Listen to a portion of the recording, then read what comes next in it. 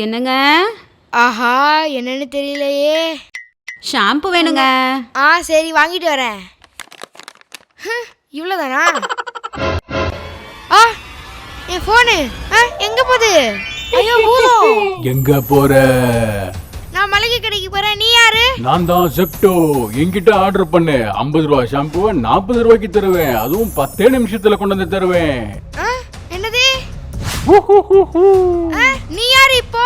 நான் தான் இன்ஸ்டாமார்ட். என்கிட்ட ஆர்டர் பண்ணு.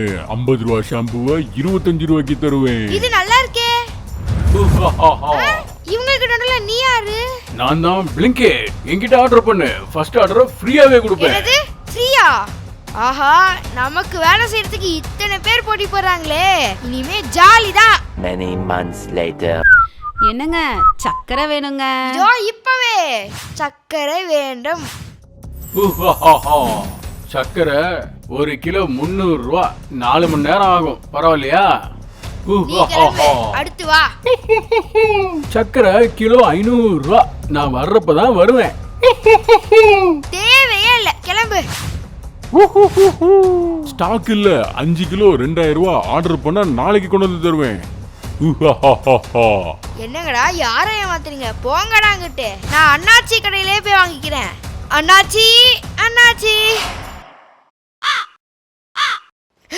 என்னடா இங்க இந்த மளிகை கடையை காணோம்? இங்க மட்டும் இல்ல, எங்கேயுமே மளிகை கடையை பார்க்கவே முடியாது. ஏன், என்னாச்சு? இத்தனை நாளா எங்க போனீங்க? வீட்டுக்கு தேவையான மளிகை ஜாமான்லாம் எங்க வாங்குனீங்க? அது ஆன்லைன்ல தான் வாங்கினேன். எல்லாரும் ஆன்லைன்லயே வாங்கினா நம்ம அண்ணாச்சி எப்படி பொழப்பாரு? அதான் நஷ்டமாகி கடை நடத்த முடியாம கடையை மூடிட்டு வேற வேலைக்கு போயிட்டாரு. ஐயோ, இனிமே என்ன பண்றது? பூதத்துக்கிட்டே போய் கேளுங்க. ஆஹா, இருக்கிற போது தெரியலையே. இல்லாத போது தானே அண்ணாச்சியோட அருமை தெரியுது.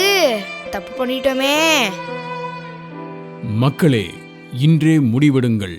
பூதங்களிடம் சிக்கிக்கொள்ளாதீர்கள். இன்று இலவசங்களை காட்டி உள்ளே இழுத்து நாளை நம்மை முட்டாளாக்கிவிடும்.